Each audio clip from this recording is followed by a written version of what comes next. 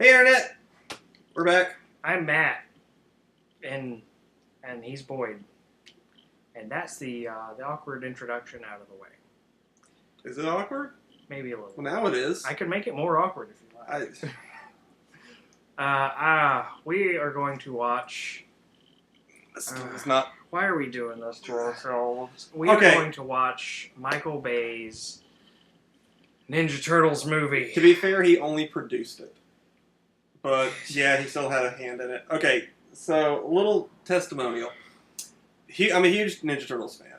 Ever since the original 80s cartoon. Yep. And I'm that old. How old are you? Old enough to remember that? I grew up on the cartoon. I wore out several VHSs. Okay, excellent. Didn't know it was a black and white comic for the longest time. And for the really longest time, my favorite Turtles anything was the Archie comics. Oh, yeah? Oh, man, those were like, to this day, those were the jam because, like, Archie, man, freaking Archie comics, you wouldn't think this, but, like, when they get a hold of a property that's not their own, like, they start off, like, pretty, they play it safe. But then they build, and it gets so great. Like, Sonic the Hedgehog is another one that, up until recently, a couple of years ago, they rebooted it with, like, they basically New 52'd it, and it just ruined the whole thing for me. So there's a deep world of Archie comics that I did not know about. Oh, man, yeah. Like, the Sonic ones, the Turtle ones, Mega Man, recently, they just completely shit the bed on it. Like, Mega Man was amazing and one of their top-selling comics. Just ended out of nowhere. All right. Just no reason for, like, nobody knows why. The Sonic the Hedgehog had, like, it's over 200 issues at this point. Oh, wow. And it had, like, these deep, invested characters and world, and then, boom, event. That's all done with. Well, somebody had to keep the Sonic fans going.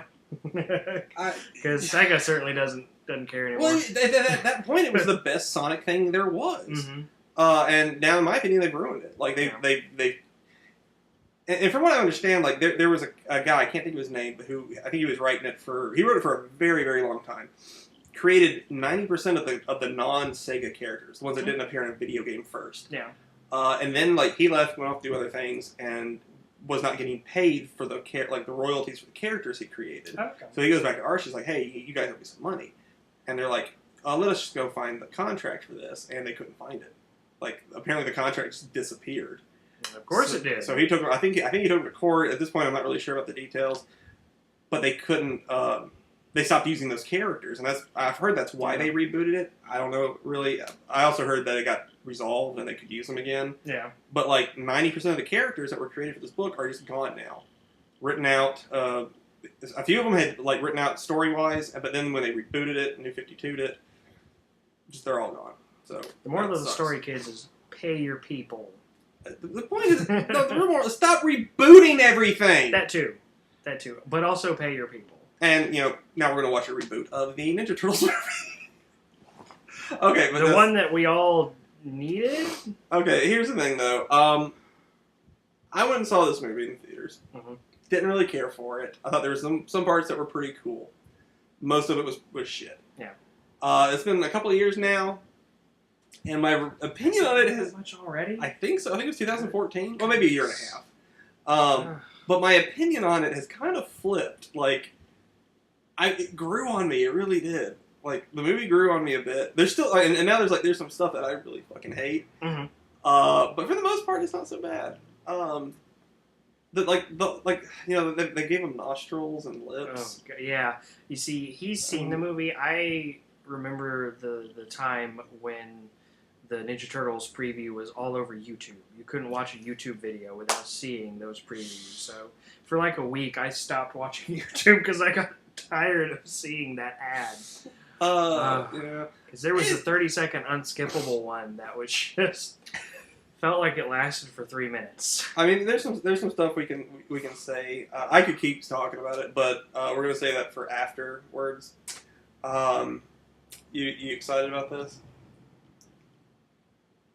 That's the best I can do. I mean, we can go back. We were gonna watch The Dark Knight. I don't have the energy for that. I had a long day. He's not in the mood to lose. Because if you haven't seen any of our previous conversations about this, I hate that movie. Yeah. And he thinks it's pretty good. I kind of love it. It's... one of these days we're actually going to watch it. Yeah. This is like the second time we've had to put it off. Well, it's like the Doctor Who series. We'll just keep teasing it and maybe get to it one of these days. Oh, man. It's... Okay, anyway. We'll be back in a bit. Yep.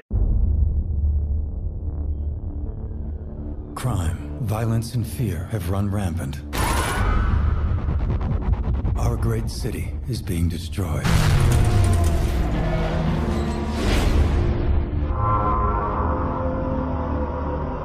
People want justice restored to this world.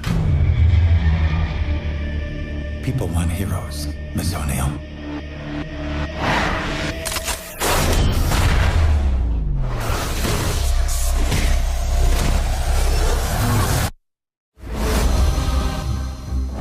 But heroes are not born. They're created. That's what your father and I were trying to do.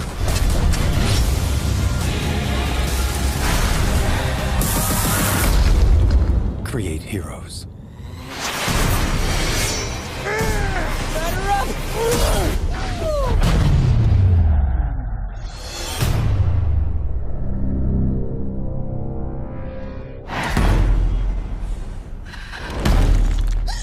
No, whoa, chill. It's just a mask. See? Don't freak out. Right?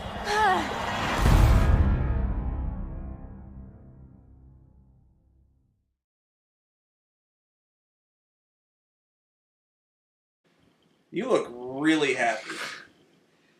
So, we just watched Garbage Pail Kids 2.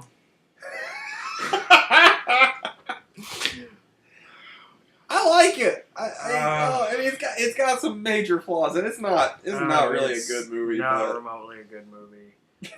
it's fun And though. just the design of the turtles was just ugly. There's a reason they don't have noses. Why their noses are implied in every other thing. I gotta like see a side by side. But I kind of feel like in the new one that's coming out. We're about a month away from the second movie. I forgot about the. I think they've kind of dialed some of that back. I would hope so. I haven't seen much of Splinter in the trailer. There's like one image of him, but it looks like they've made him significantly less gross looking. Yeah, he looks slimy and nasty. Which I mean, in a sewer. So the thing is, like, if you're gonna have a humanoid mutant rat, yeah. To be fair, he looks like a humanoid mutant rat. This is true. Which is fucking disgusting. Well, why was he so Japanese? Because The because ninjas are because when you have a character in a world and they're a specific way, they have to have a reason to be that way. And his reason was he found a book. Yeah. Yeah, I don't like that either. I mean, in the cartoon, it was Hamato Yoshi. Turns into the in the original, he was Hamato Yoshi's pet rat. Yeah, in the movie, who the '80s movie. In the original comics. Okay. The original black and white He was the comics. pet rat who basically, for all intents and purposes, trained with his master. He watched his master do and would things. mimic the movements and whatnot. And for but the in this, he's just a rat. Yeah, he's just a rat. There is no Hamato Yoshi. There's no connection, and that is one of the major missteps of this movie. But there's technically not even an Oroku Saki. He's just the Shredder. They don't call him. Did they never call him that? Not once was the name uttered. Still, it's him though. I mean, it's the Shredder. Snoke with a skin condition. That's what he looks like when he's not in his robot samurai armor. That was one of the things that kind of grew on me over time. It didn't really. It's kind of... Okay, all right. Here's what I'm going to say, because I am justifying the movie a bit. The Ninja Turtles as a franchise has kind of transcended itself. Yeah. It's one of those things, and I like to compare it to Godzilla, to where there's been so many different iterations of it that changing things, it's needed, it keeps it fresh, You know, it's not like this is just the first reboot. Yeah, no, of course not. But when you change things, typically you want to change things for the better. Don't change things just to change things. That tension between like Oroku Saki and Amado Yoshi, that was fine. Yeah. No, don't get me wrong. That was a mistake. And there should have been a Shredder being a basically head honcho of a ninja clan was with a mask was fine. We don't need. Which he was in this. He was robot samurai, according to Will Arnett. Will Arnett's the comic relief. I mean, he was the head of the Foot Clan, which was not a ninja clan so much as it was a paramilitary organization that didn't remotely act in the shadows. Again, that one of those things that makes no sense. But I have noticed in the trailer for the new movie, they do look like ninjas. Well, that's good. So really, I kind of feel like the next movie to this one is going to be like the G.I. Joe franchise. I could see this having a good sequel if they address some problems like maybe sewing up Mike's mouth. I doubt it's going to happen. See, in the cartoons and the original movies, Mikey and Donatello were my favorite characters. Because Mikey was fun, and Donatello was smart but also fun. In this movie, Mikey is a pervy, annoying idiot that won't stop hitting on April. And it's not just, like, flirty, it's gross. And Donatello is about 2 steps shy of being a Big Bang Theory character. You're not wrong there. And just gonna lay it out there, I hate the Big Bang Theory. It doesn't know what a nerd is. Not in the slightest. But I like Big Bang Theory. Okay, it's not one of my favorite shows, but I find it entertaining. It can be rather insulting sometimes. But, but this there's actually a lot to talk about with this movie. I heard that some of the fight scenes were fun, so I was at least looking forward to that. I think they are. I think the best fight scene is Splinter versus Shredder midway through the movie. When the camera would stop moving and show the fight, it was nice. I thought the camera work was fine. It's definitely like... I hated the camera work in this movie. No, I've seen much worse. Well, I'm not saying it's the worst camera work ever. I think it's completely competent. In fight scenes, especially martial arts fight scenes, because you make a Ninja Turtles movie, you're making a martial arts movie. You generally want to either slow the camera down or stop it completely, and to give us basically the geography, who is where and what are they doing, and the action. A still or slower camera allows us to focus on the action and sort of take it in. This is what The Raid, which I think is one of my favorite martial arts movies at the moment. Raid is an amazing was movie, yeah. perfect in its like locational geography and the way it would showcase the fight. This, almost every shot in the entire movie was moving. There is a lot of Michael Bay-ish, zooming shots. There were zooms and pans and wobbles. Especially when it wasn't, certain things, there's a scene where they're showing, the news anchors talking, and it's ooh. Yeah. And that was not necessary. None of it's necessary. I mean, sometimes it can work from an artistic standpoint, and I'm not necessarily against it 100%. If it is a scene of action and movement, then yes. Which is why I'm not saying just keep the camera still at all times during a fight scene. Because if it's a fight scene where people are moving around, then of course you're going to have to move the camera.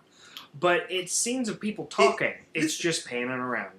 Yeah. That's all they're doing is standing there and talking. We have reverse shot for a reason.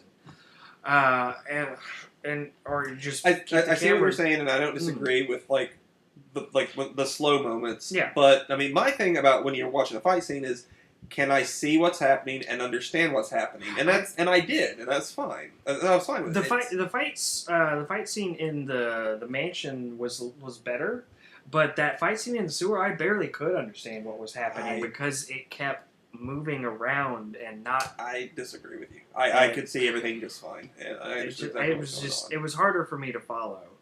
Basically like the fight scenes in the Transformers movie. I get the feeling that Michael Bay was a very hands-on producer because probably I'm not familiar with the work of Jonathan Liebsman, the director of the movie. I don't know if he had work before this, but it looked in tone and humor and camera work, it looked like a Michael Bay movie to me. But the movie was, because the camera wouldn't slow down, the movie was visually exhausting. The movie does, like, the action starts after, like, 10 minutes and it doesn't stop. But this is also a kid's movie. Like, yeah. I mean, it's a Nickelodeon movie. It's not made, I'm 33 years old. This movie was not made for me. No. Well, you know what, another Ninja Turtles movie that was also a kid's movie? The original one from the 80s. I would argue that at this point. Like go back and watch that one. Oh, I mean, that is still the best Ninja Turtles movie. I think one of my favorite fight scenes in movie history is Raph fighting the foot soldiers, who are ninjas, on the roof. That is one of the coolest fights I've ever seen in a movie. And even with a guy in a suit who could barely move. It was a great fight. Those suits were made so that the actors inside could do the martial arts. They just always look like they're awkward. Well, I mean, like, not as in the acting is awkward. I mean, I look at the turtle suits and go, that has to be hard to do. It's been a while since I watched it, so I can't say. But I mean, those were. If I'm not mistaken, those were made by Jim Henson. They were Jim Henson suits, and they look great. And I want to. They look way better than watch the Turtles in this because movie. It's been a little while. Heck, I even liked about half of the 2007. I love that whole movie. That's my second favorite Turtles movie. I didn't like the monsters stuff quite as much. It was something different, and I'm fine with that. Yeah. I just didn't think the bad guy motivation wasn't doing it for me. But everything in that movie... that was the thing I loved about it.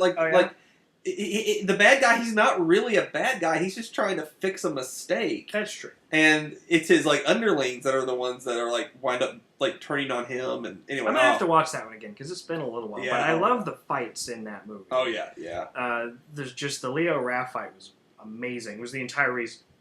Pardon me. I saw it in theaters, and that was the reason I went because I heard they were going to fight. Oh yeah. Because I think that was part of the ad campaign. It's like they're finally going to duke it out. I don't remember. It's been a while.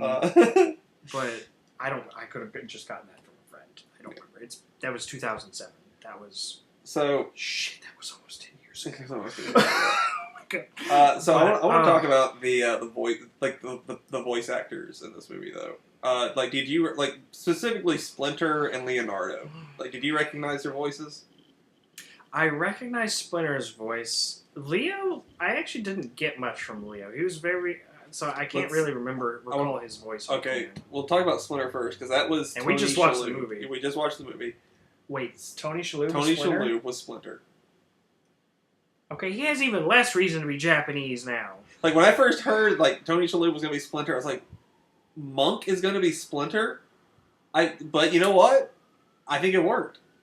He didn't go, the full-on, No. He didn't try to do, he didn't try... Is it Mako or Mako? I could never... Mako. Mako. He didn't try to do a Mako voice, which I'd imagine... It had, I can see, he really, kind of trained for it, I think. He had, a slight accent. It didn't sound like Tony Shalhoub. But it didn't sound like... But you can hear it now that you know. I'd have to watch it again, and I'm not going to do that. I respect myself, too. But Leonardo... Oh, man. Leonardo was Johnny Knoxville.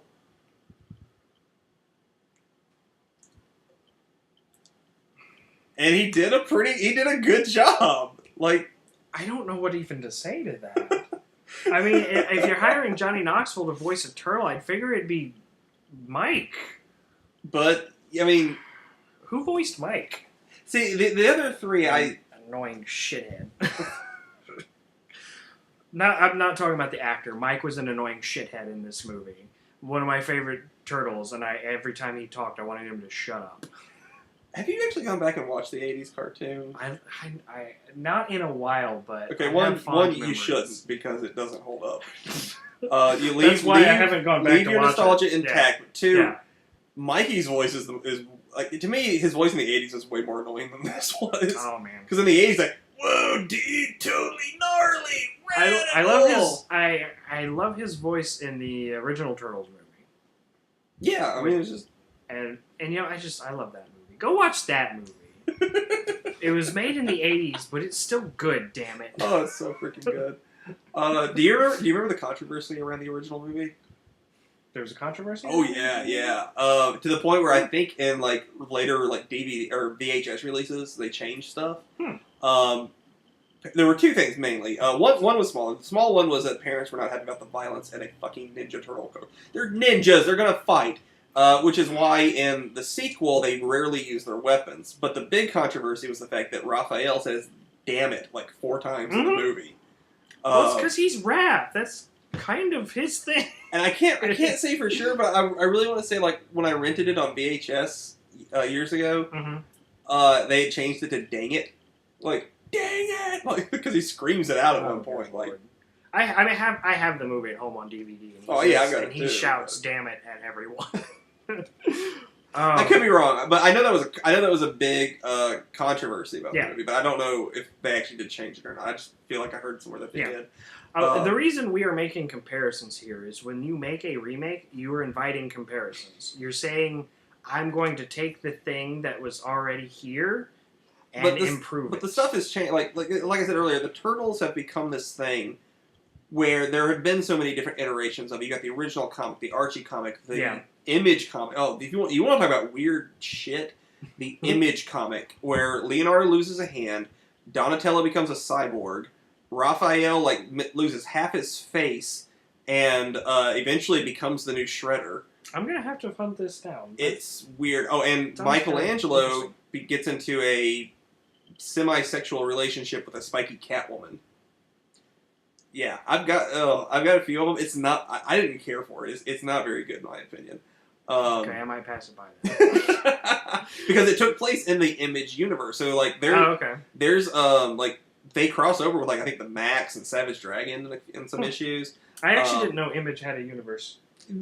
I've only come across their stuff once. Image has multiple universes. Like, okay, here's the thing. When Image was first founded, it was its own universe like Marvel and DC. Okay. And then there's like a schism, and Jim Lee left, took his property on all his creations, and sold it to DC. Oh, okay. And basically at that point, stuff like Wildcats, Stormwatch, and other stuff that I can't think of right now, Image couldn't use those characters anymore. Okay. So they became the Wildstorm universe over at DC, and have now become, after the New 52 reboot, are part of DC, part of the DC universe. Okay.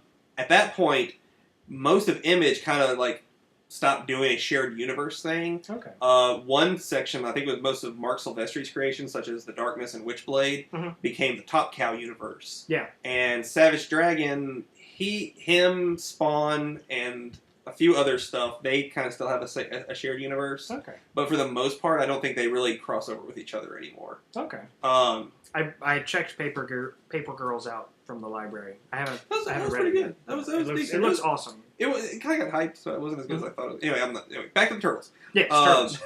Multiple incarnations, which is why this doesn't really bother me that much. Plus, we've got the amazing cartoon that's going on right now. Yeah, I hear that. I might have to hunt down the cartoon. The thing about the cartoon is the first season is slow, and they're doing their own thing, and that's cool.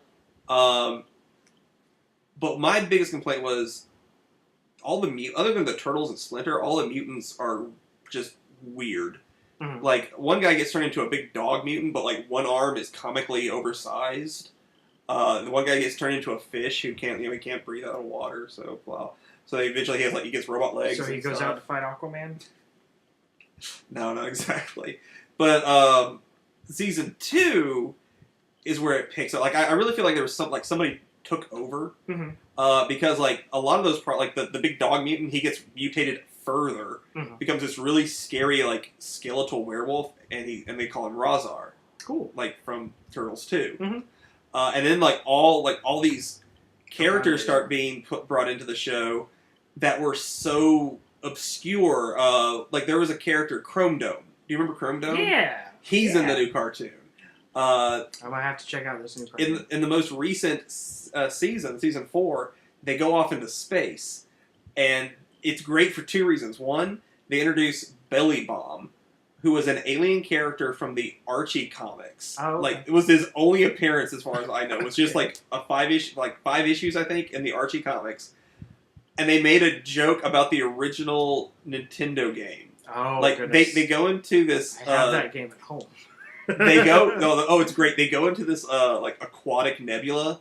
So it's like it's water, Mm-hmm. and they're in their spaceship. And I think it's Donatello goes, "Watch out for that electric pink seaweed." And the fugitive he's driving the ship goes, "Oh, that's okay. I'll have this through in like 2.38 minutes." Like that was the time that you had to get through the game. It was like, oh, that was amazing. So yeah, go watch. Goodness. That's amazing. That's, Once I finish up Columbo, I will hunt down these turtles. oh, it's really good. Is it just Teenage Mutant Ninja Turtles with a? I think so. Okay. Usually, like if you want to search it, you have to like Teenage Mutant Ninja Turtles 2013 because I think that's when it started. I mean, iteration is fine. Like iteration idea, keeping it fresh is fine, but just the changes they made here, because I'm okay with changes. The changes they made here, I just don't register them being good. True to the characters, respectful Yeah. to the source material. Yeah, all that jazz. Because, I mean, again, the Foot Clan was a ninja organization operating in secret. Yeah. Nobody knew about them They knew except about for them the turtles. in the 80s, maybe they knew about them. They knew about the crime wave. I Like need to April's watch it reporting again. on it at the beginning of the movie. That's right, she was. I think But no, it was more like because she was reporting at the beginning of the movie about like basically a rash of crimes committed by children semi-related to this thing that might exist called the Foot Clan. I guess so. Yeah, I don't know. It wasn't a people reporting on it everywhere and Sachs, what's his name, Sachs stepping forward to say, yeah, we're going to give the police technology to fight the Foot Clan. Yeah, let's talk about that Sax character. Let's talk about that whole The white guy that was supposed to predestination be kind shredded. of everything is connected. Crap. I'm tired of everything being connected. Everything goes back to Oscorp. I like my chaotic worlds, like Spider-Man and the Ninja Turtles. Mhm. These are worlds basically driven by chaos. I like it when they're chaotic. In this movie, April, her dad worked on genetics research, and the turtles were her pets when she was a child. Okay, here's the thing. I buy it. I have no problem with that whatsoever. No, it's not that I don't buy it. I just think and this is a lot more personal thing for me and less like filmmaking whatnots. It makes sense though. I mean, it's logical to me. Like she was the one that named them. Doesn't that make it all the more creepy when Mike hits on her though? Yeah, a little bit. Okay, all right. So, I'm gonna talk about another Turtles property now. Okay. Right now there is a Turtles comic book. It's over 50 issues long at this point. Done by IDW. Okay. And it is the best Turtles thing ever made. Okay. It is, and that's actually where they took the origin for this movie from. Are they putting it in trades? Oh yeah, I've got some of the trades you can borrow. And this is the great thing. This is the great origin because I was actually kind of like iffy about this at first too. The Turtles and Splinter are part of a scientist. Baxter Stockman's actually. It's part of his whatever he's doing. You find out like the reason they're doing it on turtles is they're developing a serum to give people a rocky exterior armor. Okay. Like the Rock Soldiers from Mm-hmm. And Splinter, they're doing stuff with him like psychotropic stuff to like see if they can increase brain whatever. And April O'Neil is just an intern there. Okay. And she even said like she names the turtles. And she says the reason why is like because she's taking an art history class. Okay. So then like the foot break in. Heck, that hangs together better than the movie. Well, I mean, but the thing was like the movie, there was no Hamato Yoshi connection. There was no like how did they learn ninjutsu, and they explained like the like I was ready actually to drop the book. Like I was like, okay, this is just bland, subpar. I'm not digging any of this. And then issue 5, I think it was issue 5, comes out. And all the turtles have red because that was actually a thing. Like, yeah, that was the thing originally. They all had red. I think the colors were added for the cartoon. For the cartoon, yes. The difference. Yes, for the cartoon. So issue 5, it's a Christmas issue, and Splinter goes out, and he's getting presents for the Turtles. And the whole time, you're hearing this story about feudal Japan, Hamato Yoshi and Oroku Saki. Okay. Like butting heads, and Hamato Yoshi leaves with his I think the Shredder kills his wife, so he leaves with his son so that they don't get killed. Yeah. But Oroku Saki and the Foot hunt them down and kill them anyway. The 4 kids and Splinter, and basically Splinter makes one of those death I will come. This will not stop me. I will come back and get my revenge.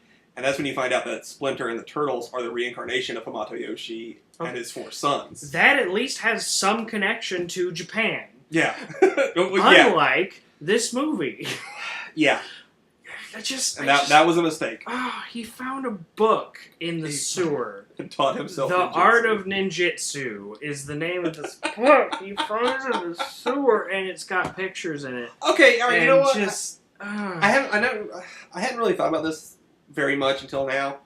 But if he was training for 15 years, maybe. But well, I mean, Mr. Miyagi decried learning martial arts from a book. I've actually never seen The Karate Kid. Okay, the first one, I don't remember anything about the sequels, but the first one's pretty darn good. It still holds up. My wife and I watched it. I think my dad showed it to me when I was 4. Oh, man. I know wax on, wax off. And yeah, Mr. Miyagi thought learning from books, learning karate or any martial art from a book was bullshit. He was also a cheap bastard. one of the best jokes in the original Karate Kid is he's the wax on, wax off. He's basically getting Daniel to do all these household chores for him and saying it's teaching him. Which, on the one hand, it kind of is, but he's also kind of a cheap bastard. Yeah. And I actually love that about Miyagi. But anyway, just the Turtles, I like the reincarnation idea. That's kind of awesome. Because, I mean... Well, the other great thing is, the Shredder in present day in the comics is the same one from ancient Japan. So, like a mortal dude, kind of? Yeah. So it's Actually, I have a question. Mm-hmm. Why are film adaptations of the Ninja Turtles, why are they afraid of Krang and the Technodrome? I think they maybe think that's going too far, but Krang and the Technodrome are in the new one coming out. Yeah, I keep hearing things about the new one. I'm so excited, and I just can't hide it. Pardon me, and I do want to give it a shot. Because, again, from this movie, from the mistakes it made, I could see a good sequel being made if the people making it are willing to, make some changes. But I do want to see Krang and the Technodrome in a live-action film. I want to see Bebop and Rocksteady. I actually wish we could go back and, instead of whatever that Turtles 3 movie was that they made... Oh, the Turtles in Time? Yeah. Great game. Not a great movie. I want the third one to have Krang and the Technodrome and all that, and Bebop and Rocksteady, done by the Jim Henson Effects team. How cool would that be? That's so amazing. I want to go to the parallel universe where that happened, and the Turtles in Time movie did not happen.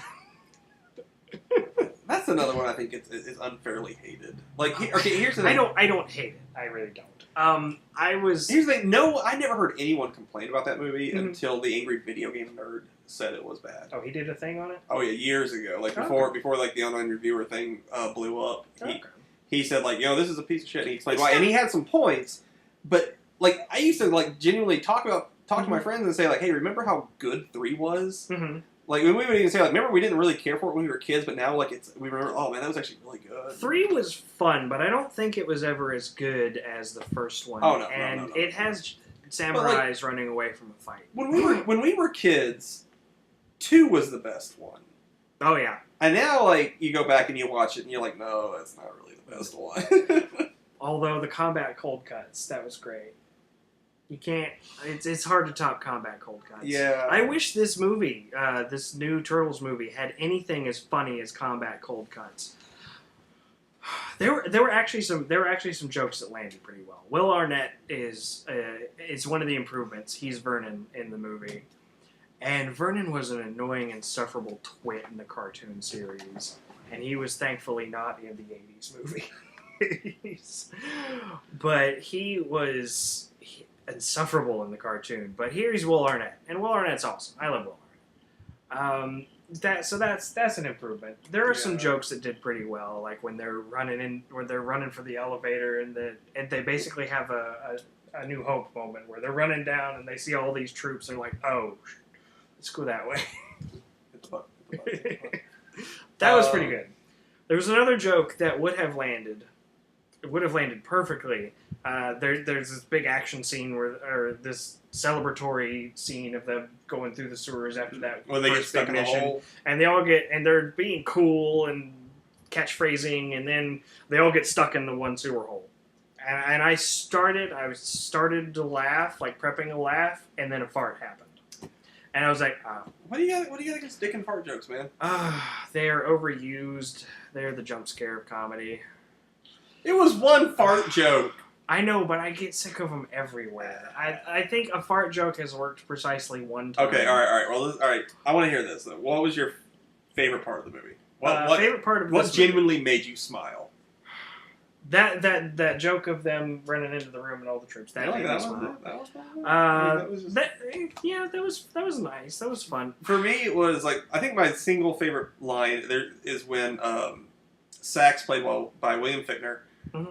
He explains like the turtles are alive and blah blah blah to the Shredder, mm-hmm. and in Japanese he says, "Tonight I dine on turtle soup." Like that. Did he say that? Yeah. You didn't see that? I missed that. It was in Japanese, so it was in subtitles. He goes, "Tonight I dine on turtle soup." And I was like, that would have been neat. That nerd boner right there. I liked the elements like in combat when they would work together. Like the whole scene when they're going down the snow mountain. Mm-hmm. Snow mountain, did I just say that? The mountain. The snow-covered mountain. Snow-covered mountain. You were just missing an adjective. No biggie. I like the elements in combat when they work together, because I like that in the Marvel movies when it's not just I'm punching a guy, like you're punching a guy over there. It's hey, Cap, hold up your shield, and then Iron Man hits it with the repulsor ray, so it like. I love that kind of stuff, and they did that in this movie. I always like it when that happens. Like Donnie swings Raph over to a. There was some stuff in there. I mean, when it worked really good. There could have been a good movie here. It didn't. But like I said before, this movie has grown on me. Like the more I've watched it, the more like I like when I first saw it, I was like, this was a piece of shit. Fuck this movie. Mm-hmm. Now I was like. I kind of dig it, man. I'm actually really excited about the sequel coming out. I'll watch the sequel. Probably with you, because I don't want to risk my money on it. Dollar theater maybe. I'm gonna have to watch Civil War in the dollar theater. Dude, just go sell some blood or something. Sell some blood and semen. They won't take. I cashed in too many times. There's too many little boys up there. Okay. No little boys. They want like smart people. What a world. And I don't have. Okay, I think we've come to the end here. There was one other thing I wanted to touch upon. Oh yeah. This is actually the thing I hate about like the movie that bothered me the most about this movie, and that is the fact that Splinter, like his tail grows, like like. Saw that.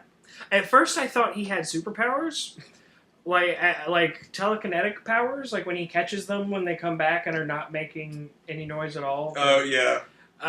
Because he sees them, he doesn't move, but like Raph gets knocked over, and it's all misty and foggy, so you can't really see what's happening. What he's doing is he's grabbing. Yeah, he's grabbing him with his tail, but his tail like extends out and then like shrinks back, and it's like he has an extendo tail, like. What? And where was that extendo tail when he was fighting Shredder? That could have been handy. Handy as frick, there was a really cool scene when he's fighting like 3 of the foot soldiers. That was cool. And like I didn't even notice this until this viewing, actually. Like, he knocks 2 of them down, and he's just, like, punching them repeatedly. But the third guy, he's got his tail wrapped around his head, and is bashing his head into the ground. That, I guess if I had to declare a favorite shot, that shot was pretty it. cool. Because that was a really cool shot. And there's lots of great shots. There's lots of great shots. Like, when the Shredder, like, first comes in his armor. Yeah. That's really cool. When the Shredder like climbs back up over after he's been knocked over the ledge. That was pretty cool. Just the dynamic of the shot I thought looked really well, and it probably looked really cool in 3D too, which I didn't see this in 3D because I have lazy eye, so 3D's wasted on me. I can't see it. I can see what looks like it's supposed to be 3D. It looks kind of fuzzy and weird, but I can't do the 3D movies. I really wish I did. I couldn't. I got drugged to see, and I didn't get drugged. I had to go see Civil War in IMAX 3D, which, if I gotta go see 3D, the IMAX 3D is the best. And sometimes like shit does like the fucking Ghostbusters trailer was in front of Civil War, and like I've seen it a bunch of times, and I don't think it looks that bad. But there's a scene where the librarian goes and vomits towards the screen. Like I flinched when I saw that in 3D. I was like, oh fuck! Like I actually thought it was about to hit me for a second. Yeah. I actually haven't seen that trailer that everybody hates on yet.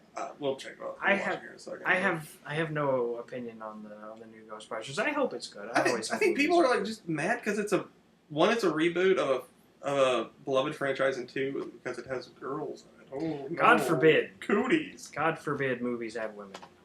I will go see it, and I'm hopefully optimistic that it's a good movie. I mean, it's supposed to have a good team of writers on it, and yeah, Kristen Wiig's great. Now, my dream team of Lady Ghostbusters included Tina Fey and Amy Poehler, but that's fine. I would. Well, Amy Poehler, maybe not Tina Fey. I'm not thinking Tina Fey. I love 30 Rock and Unbreakable Kimmy Schmidt. Oh, that's a good one. Yeah. Oh my gosh! In season 2, I haven't watched all of it yet. So. Oh, okay. Hurry up. Okay, so I think we call it there, and let's watch some Kimmy Schmidt after I watch the new Game of Thrones. So, which is tonight. I'll leave. I never got on board the Game of Thrones train. Is it because of all the dicks? No. It's because of all the dicks.